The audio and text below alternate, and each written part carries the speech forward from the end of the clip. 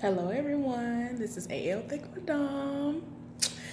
Again, happy Sunday. So, I'm gonna start one of my reviews, and this one will be for American Soul. So, before I get started, I'm gonna let y'all see what shirt I'm wearing today. So, this one says self love, and I love it, y'all. They got the O as the outline of Africa. I love all shirts that do that. I have quite a few shirts that do that. I've been trying to find, now if y'all watch Insecure, you'll know what I'm talking about. I've been trying to find earrings that are the exact same or very similar to the ones that Issa Rae had on that were studs that look like the outline of Africa or whatever. Those particular ones that she had. And I mean, I've been looking for those since before she had those on in that show. I have not been able to find any that are small. I've only been able to find big ones. I don't want big ones or medium sized ones. I want small ones. And I haven't been able to find them, but I digress. So, y'all, American Soul. Like I said before in my little hey, happy Sunday, y'all video, where I was just coming to check on y'all today, I enjoyed American Soul so far. I'm very much so loving it. I'm here for it. If you haven't watched it, I'm gonna need for y'all to check that out. It's on BET, so y'all watch that. So, the first episode started off where Don Cornelius's life unfortunately ended, which was at his home while he was watching old, I guess, reruns of Soul Train when he was the one who was on the show. And the one that he was watching, it had Gladys Knight on it. And within this video, I'm going to explain why that's important. But anyway, they basically began the TV show the way his life ended, which was him doing that, and he killed himself. Y'all, so then they had that, and I was just like, wait a minute, how y'all gonna start it off like this, Jesus? Don't nobody have time, right? Y'all, I was so tired. So they went like to the next scene, and they show Don Cornelius actually on his show, Soul Train, introducing the Shy-Lights. Now, if y'all don't know the Shy-Lights, I don't know where y'all been, and I live for them. Y'all, this is the song that they ended up doing, and I live. I have this song, I had this song for I don't know how long, but I play it several times a month when it comes up in my little music library when I'm just playing stuff randomly. But yeah, it's called Have You Seen Her? Oh. Y'all being crazy. Okay, but for real. Oh, I see her face everywhere I go, in the street and even at the picture show. Have you seen her? Tell me, have you seen her? Y'all, I live for the Shy-Lights, so I was getting my entire life. I wish it had been like a whole mock performance of them being on the show, but they didn't do that. They just did like that and then, went somewhere else. I was like, dang it. But it was good though.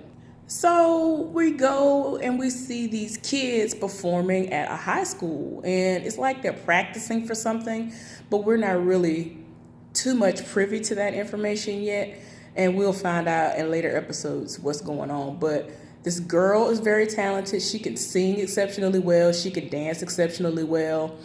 And I was just like, oh, okay, set it off then. Y'all, so then they show Don Cornelius at home. He go home to his wife. And so she want to know what's going on. So he ends up telling her that he was able to get the TV show picked up, and now it's nationally syndicated. And there were like 14 cities. So, once you hit a certain number, you could become nationally syndicated. So that's what happened. She was excited, and, she was so excited that, some things was about to go down. So he was like, where the boys at? And she was like, they're at my mama's house. I was like, y'all better do it. So one of the people that was at the high school, he was just in the back, and he was watching. And like I said, later on in this episode and or other episodes, we'll find out who he is. But anyway, In this particular scene, we see him at a law office. He's trying to get some advice on what he can do in order to avoid the draft, because he has been drafted. He got his letter, and he tried to figure out what he can do. The woman who was gonna be his attorney told him, like, look, I already looked into that. The only way you can get out of it, is to come up with $15,000 for some kind of medical type of way to get out of it. And so he was like, $15,000. Everybody got $15,000. So then she was like, well, another way that you can, try to get out of it is, I know somebody who basically sneaks people into Canada, and you can't be found, and you're there, and it's like you're not going. And so he was like, I'm not trying to run away. And I was like, Lord. So then she was like, there might be one more option. So apparently he has a baby mama. She's a Spanish speaking woman. I don't know her roots really actually come from. So I don't want to say she's Mexican or she's this or she's that. But anyway, she's some Spanish speaking woman. He has a baby with her. And so she said, you need to be head of household, file head of household, and marry her. And so he's looking like, y'all, So again, we are back at the Cornelius home, and he in the bathroom doing what you do when you're in the bathroom. He using the bathroom. His wife come in, and they're being playful about what's actually happening. And so, then she was like, well, what time is your flight? And I think he said 12:30. So he was like, oh, okay. And so she was like, oh, okay. And so, he was like, you should join me. And she was like, no, I can't do that. I got to hold the fort down while you're gone, because, they still have kids. And even though she does have people around her, this is really last minute. And I'm pretty sure he's asked her before, but she was like, nah. So he's going to go out to LA and, scout some stuff dealing with the show to see, what he can do, y'all. So tell me why he ends up landing in LA. He done got a car. I guess this is their version of back in the 70s, the early 70s, of you go to the airport and you end up getting a rental car. So he's driving, and he rolls through a stop sign and is gone. As soon as he rolled through the stop sign, there were two white cops in a car together, and he got pulled. So they pulled him over, and the guy who, actually approached the car is an older white guy who is obviously racist. And he was like, license, registration, all that other stuff. And so, you know how you try to make small talk and be personable. That's what Don was trying to do. And so he was like, yeah, I'm trying to get my footing. This is my first day here. I've never been here before, whatever. And so apparently he used to be a police officer for a short amount of time. And so the man, was looking at him like, I hope you ain't trying to, bribe a police officer. You know that, that's not a good thing to try to bribe a police officer. You know what kind of time that can land you and all this other stuff. And so he was like, so are you a singer or something? And he was like, no, he said something about how he's a host of a show or whatever. And so he was like, kind of like Bandstand, American Bandstand. And so he was like, he had just got tired of everything Don was saying. He's so racist. He was just like, look, either you gonna dance, either you gonna sing, or you gonna go to jail. He said, heads, you gonna sing, or tails, you gonna heads, you gonna go to jail. I take you to jail. I ain't finna say exactly how he said it, but yeah, he said, heads, I take you to jail. Tails, you sing for me. So it landed on tails, first of all. Because he really was going to have them cuffs ready. So the other white guy that's with him, you could tell he ain't racist. And if he is, he ain't on the level that he is. And he's younger, too. So he was looking at him the whole time like, I don't want to do all this. This ain't even right. Y'all, so they ended up, right? He was like, so, it landed on tails. You need to sing, boy. So he ended up looking at him, and the boy ended up getting a call, or both of them did, or whatever, on the radio. And of course, the older guy is so zeroed in on Don Cornelius that he's just ignoring the call. And so he was like, yeah, we got shots fired at this place, whatever, we got to go. Like, it actually was a serious situation happening. And, the boy was like, shoot, I want to get out of this situation anyway. Like, you doing the most, sir. Y'all, so he was like, yeah, it's your lucky day. So he ended up going on about his business. So he didn't have to go to jails. So when they pulled off, Don was upset. You know how people do when they real upset and they in the car. He started beating on the little steering wheel. I was like, Lord, sir, get that frustration out. It's a lot. And I mean, especially in that, political climate back then, I only can imagine. It's still, even though it was the early 70s, it was still the most that was going on. And it's still happening now, as you can see. But anyway, y'all. So there is a woman who is out in LA, and she was assigned to Soul Train as far as the actual office. But her job is to find talent, people who can actually dance. So he's supposed to have Soul Train dancers, as we all know.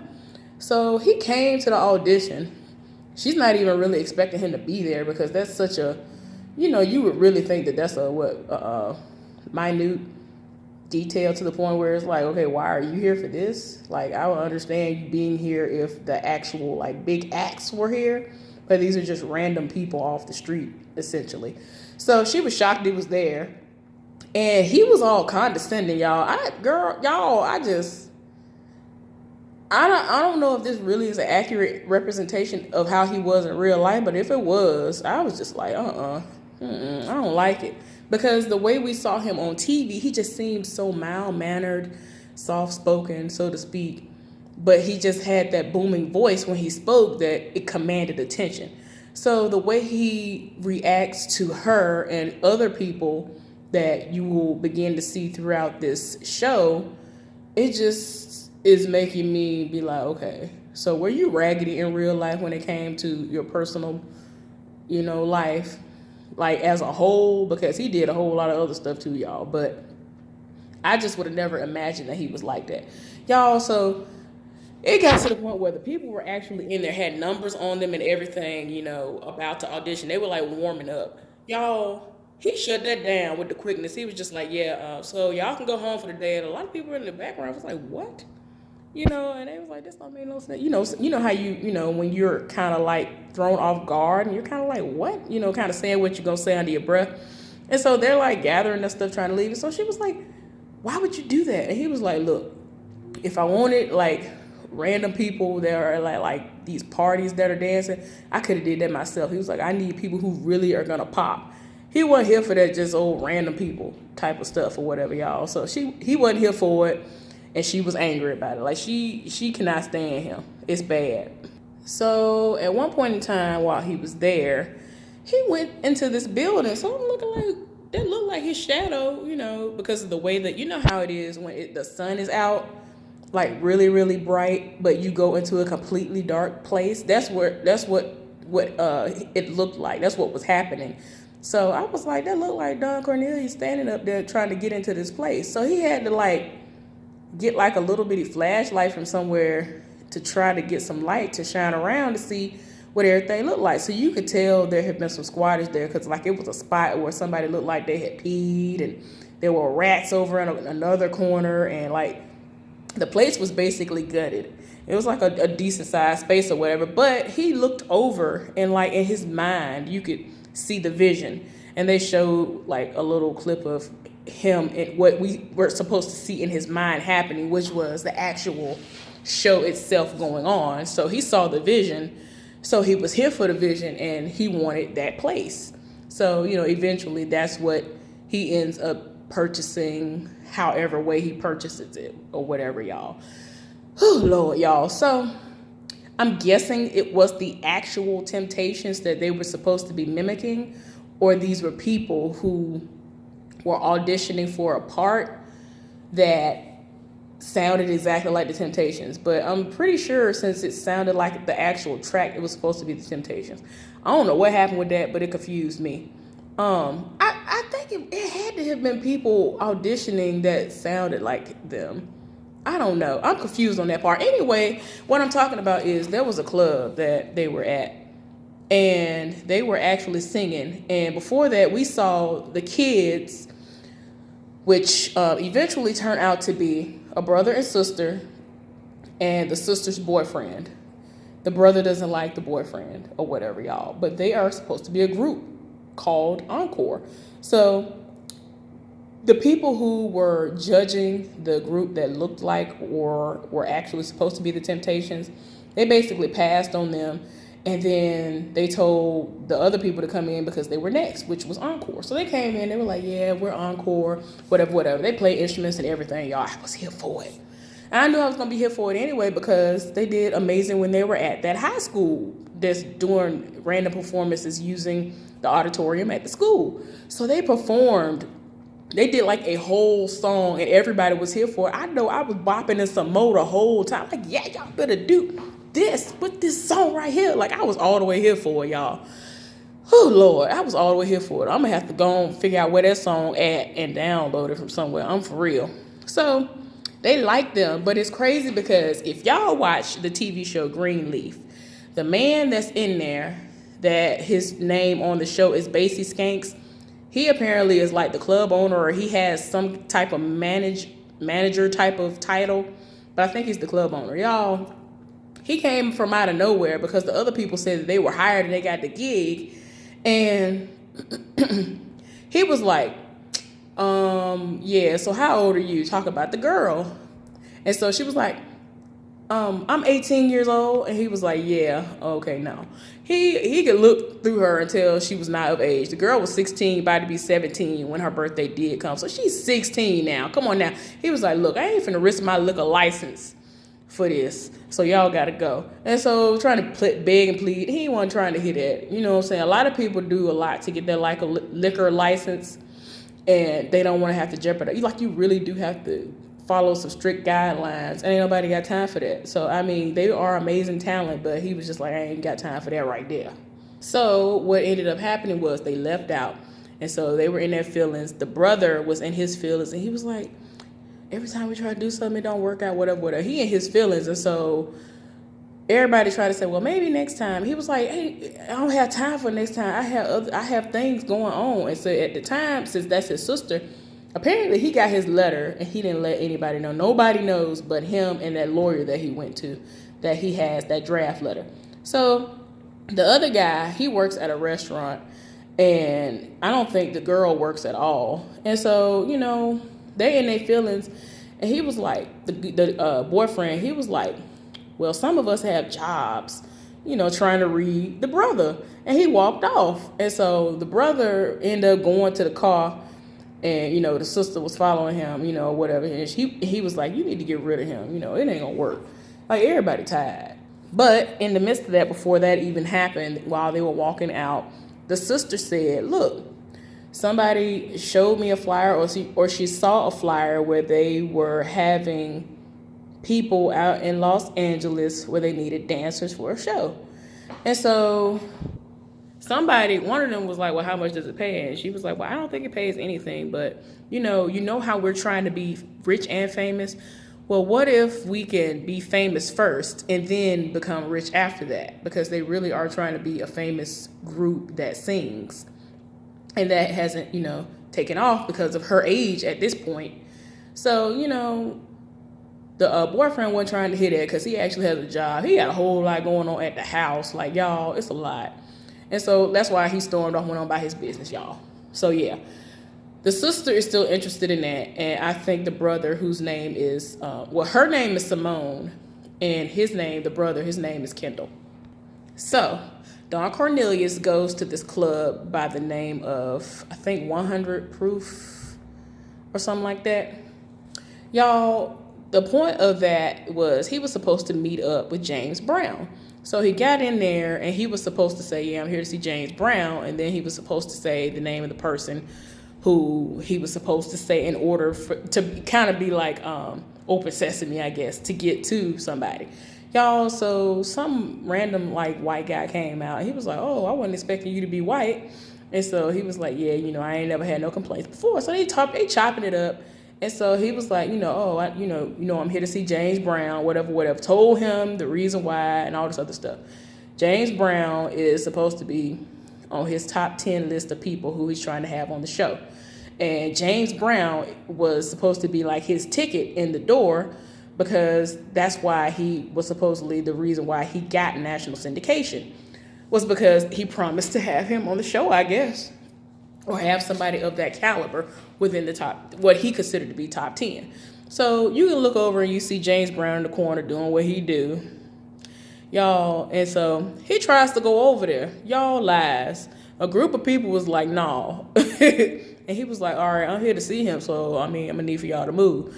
Y'all, it was about to get bad. They was about to pop the trunk on him. Like, it was bad. So the dude that looked like Basic Skanks, again, popped up out of nowhere. His name is actually on here, Gerald Ames. And I feel like I'm supposed to know who he is, so I'm going to have to look him up. But he came out of nowhere. He diffused the situation and everybody backed off. And so he was talking to him, and again, Don Cornelius explained the situation. And so he was like, you keep talking about this top 10.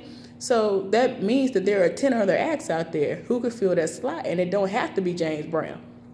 So he ended up telling him about how, he, has some ties to Gladys Knight. And he was like, well, what do you think about Gladys Knight? He was like, what you mean what I think about Gladys Knight? So, he was basically like, for a finder's fee, I will, set that up for you. And so, at first he was like, I ain't trying to do all that. I want my show to be seen as something that has integrity, and I didn't have to buy people in order for people to show up. I don't want to have to pay for talent or whatever, y'all. And so, he basically was able to set up the meeting or whatever, y'all. So Gladys Knight, who I think I told y'all earlier today, she is being played by Kelly Rowland. Okay. So Kelly is, I think, at a club in Gary, Indiana.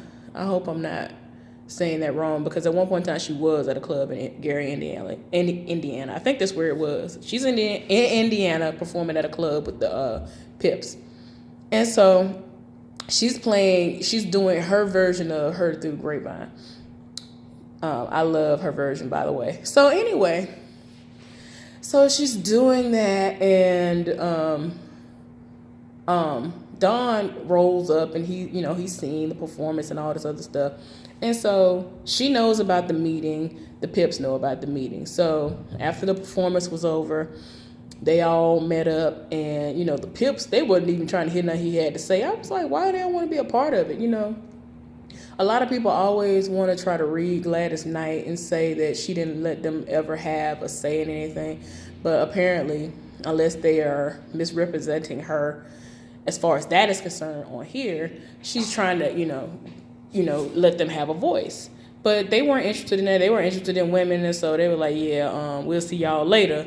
And so Gladys ended up meeting with Don by herself. So she was telling him about her terms, which were, basically before she even gave any terms, she was like, well, I took this meeting. I know what everything is about. I'm going to decline. I can't do it. And so he was like, what you mean?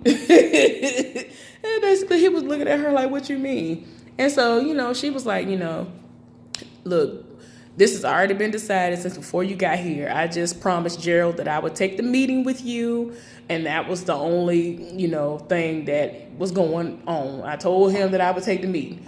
Y'all, and the Pips already know about it, and they on board with the no as well. Y'all, so then, he ended up giving her this little spiel talking about, what do you see when you look out into this crowd, basically. And so she was like, look, I ain't got time for these games. And he was like, he said, I have had 6 jobs in the last 5 years. And so she looked at him like, what? And so he was like, what is it that you see when you look out in this crowd? So she was like, I see people having a good time. I see drinks flowing, a good environment or whatever. It's basically what she was saying that she saw. And so he was like, won't you envision that for just a situation that's for all black people? And so he said something about how, everybody is going to compare the show to American Bandstand and something else. And so she was like, ain't nothing wrong with American Bandstand. And he was like, I'm not saying there's anything wrong with it, but who runs it? You know what I'm saying? Who actually is the one who's behind the person that you adore, that the black people are seeing on there?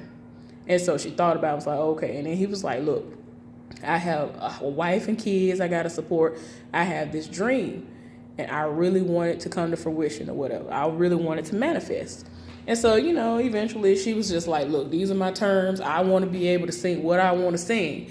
If they ain't going to be what you can let be the actual situation, then I don't want no parts of it. So, you know, he was like, you know, he thought about it. He was like, that's a deal. Cool. Y'all, so the woman who is supposed to be the one finding the dancers for Soul Train, she tired in her spirit and she ready to quit, right? So she done went to the house and she done told her boyfriend, husband, or whatever he is to her about the situation, and he is too busy watching the game. And so she in her feelings, and she was like, I think I'm gonna quit. So he was like, well, if you want to quit, I'll support you. And so she in her feelings because he's obviously not paying attention to her. So then it gets to the point where he was like, look, whatever you want to do. At some point in time within this show, he was like, whatever you want to do, I support you. Whether you want to go back to, I think, somewhere in Germany, Frankfurt, somewhere in Germany, I will support you and I will learn German again. If you want to go to another city, I'll support you. If you want to do this, I'll support you. Whatever you want to do, 100%. Cool. So y'all, when Don Cornelius found out that he was gonna be able to meet up with Gladys Knight, he asked his wife if she would come down there. And she was very excited. It was like, Gladys Knight, you gonna meet Gladys Knight? So, you know, she was like, what am I gonna do? I don't know. I gotta find somebody to babysit the kids or whatever. And so she was like, I'll work it out. Like, she apparently lives for Gladys Knight. So she had already said she was coming, right? Y'all, tell me why she arrived at the club after the performance, I think. And Don was talking to some woman. And he, you know, she's happy. And the way they made it look when they had the camera on her, they made it look like she was looking over at us. But what made it look like the wife was looking at Don Cornelius, but apparently he was still looking at the woman he was talking to, and he proceeds to kiss the woman all in the mouth passionately. So the wife was tired of her spirit and left. So I was like, oh Lord, don't nobody have time for this foolishness. So then a beautiful scene happens where the sister Simone is at home playing the piano and singing a song. Y'all, that song is so beautiful. I gotta find that song too. I don't know if I heard it anywhere before, but it is so beautiful. They had it where the boyfriend was at work and he's at Mom Mabel's kitchen, busting tables or whatever. And it's like she would sing a part and he would sing a part where he is, and like it was so beautiful, y'all. But yeah, it was really, really nice. So I mean, at one point in time they showed him briefly, but I didn't know that was really him or what he did, so that's why I didn't say anything about it earlier on. But he was in there like sometime after they were let down by the fact that Simone is so young and he left and he said he had a job. That's where he was going, to Mom Mabel's kitchen. And so while he was actually playing an instrument while she was at her house playing the piano, not on the phone. You know how they do a movie and somebody is on one side of the world singing something and somebody else is somewhere else singing the same exact song. That's what was happening with this situation. But anyway, he had to work. And so Mom Mabel come out the back door. Well, I guess he was on break. You could tell he had on like a apron that was a little dirty, like he was literally in there in a greasy, what they call it, a greasy, not spoon. But anyway, you know what I'm saying, a little diner type situation. But yeah, so she done set it off. She was like, you better not waste your talent up in here. And then like she went off about that, and then she read him and told him he better get in there and bust them tables. I was like, how you gonna read him? But then tell him to get back in there and bust them tables. So y'all, he really is going through, JT is going through a lot, right? JT again is the boyfriend to Simone, which is the sister to Kendall. So anyway, JT went home and this baby is crying and the landlord is at the door trying to get in and knocking on the door. He can't get in. I'm like, why can't the landlord get in? It's crazy. Y'all, apparently his mama done changed the locks and she 40 days past due on the rent, and he done set it off. He was like, I ain't got time for this. Like, he's setting it all the way off. And so he was like, look, I got like 40 something dollars. He gave him all the money he had just made or whatever, and said, and he was like, look, and he was like, I had a rest by the end of this week or something, or the rest of the end of this month or something like that. And so he was like, look, I ain't got time for that. I can't keep doing this. This don't make no sense. So he took the money and went on about his business. And he was like, and get me a key. Give me a copy of the key. So then he go in the house and the baby is in there. The baby is really young. And I'm guessing this is mama's baby, I guess. Y'all, he was like, what's she doing out of her crib? Y'all, I'm looking like, okay, where the mama at though? Because he was banging on the door for her. Y'all, this heifer in the bathroom, passed out because she been taking drugs. And so he'd have picked her up off the floor and went and put her on the bed. And so she halfway out of it, thanks, baby. I was like, heifer, if you don't get your life right, like I cannot do it. You have whole children. You got a whole baby in another room and you just sat up here and got high. Luckily, she didn't wander in where you was at and get killed trying to take whatever was left over that she might have found on the floor that might have fell out of your hand or that might have been dripping out of your mouth. Like, it's just stupid. People like that irk my soul. I ain't got time. Y'all, so they start showing us like little moments in Vietnam and I'm just like, oh no, Y'all, so then Kelly Price is in here playing Simone and Kendall's mama. Her husband currently is the one who is in Vietnam, and that's who Kendall was talking about. That was one of the reasons why he was like, yeah, I can't run away. My dad's in Vietnam right now and all this other stuff, y'all. So anyway, it was just too much. I was just like, Lord have mercy. This is really a lot. So she was just having her little moment talking to the kids. And I was like, oh, okay, Kelly Price in here. I think I had said something about that before, but I forgot she was in it because it's been like a couple of months since I said something about it. Y'all, so apparently they get a phone call every day from the daddy, and the mama talked to them most of the time. So she was like, hey, baby, how you doing? Being lovey-dovey on the phone. And so the daughter is trying to talk on another phone in the house to tell him about how she finished the song and all this other stuff. And so the mama was like, look, don't nobody have time for this. I ain't got but a few more minutes with him. And so she made her leave, get off the phone or whatever. So she started back talking to him, whatever. But before all that happened, he was like, yeah, I fell in love with your mama. I heard her singing at the club, at some like supper club type place.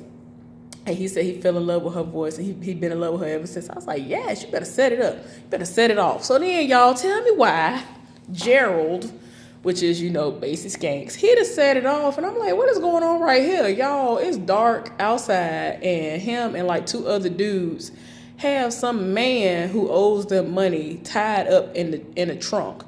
So the dude was like, Basie was like, well, not Basie, y'all, my bad. Gerald was like, where my money? And so he was like, I promise you I'm gonna get your money to you as soon as I can. I promise you on my mama's grave I'll get that money to you. And so he was like, you better. So they let him out. And y'all, I just cannot. It is really too much. Y'all, so tell me why Don Cornelius comes home and the wife is laying on the couch. And so, he's explaining to her how everything went over well with Gladys Knight. He did get her. He was able to secure her as the first act and all that other stuff. And so, she's acting all normal, like, oh, that's amazing, that's good, whatever. And so he was like, yeah, so I got these Amtrak tickets. I know you don't like to fly. So I got these Amtrak tickets for you and the kids to come down. And so she was like, wait a minute, baby, where you get this money from? And I know you ain't touched that account we discussed that you ain't gonna touch. Because, that's one of the things that they discussed earlier on. So when he was talking about national syndication, she was like, she told him to promise, as usual, you're not going to touch the funds in that specific account. So I think he went into that account and he was like, I'm going to make more money than what was in that account anyway, whatever. And so she was like, she reminisced back on a time where a long time ago when they first got together, that she's always said that if he goes to LA that she ain't going. She ain't got time for that. A lot of people understand fully what goes into you going out to LA. You lose yourself in the drama that's going on out there, the men, the women, the drugs, just the whole Hollywood scene. So I'm pretty sure that's what she was talking about when she was saying that she's never wanted to have anything to do with him if he goes out there. She was like, we are not going to make it if you go out there.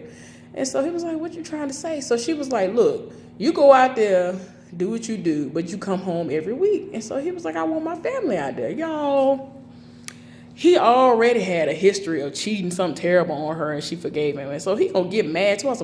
Well, I already told you I ain't cheating on you no more. I haven't cheated on you no more. I wanted to come through the screen and be like, you lie, you was just kissing some other woman. I don't know if you had sex with her after your wife left or not, because you're still doing the most. Y'all, I was like, Lord, but she ain't read him.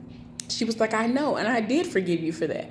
Y'all, she was just tired, y'all. So anyway, then they ended up doing a flash again. It ended with him killing himself again, y'all. I was so tired. I was like, what we not gonna do is this the whole time. So y'all, that was the review for that. So I'm gonna be back with the second part. I hope y'all enjoyed this, and I'll see y'all later. Bye.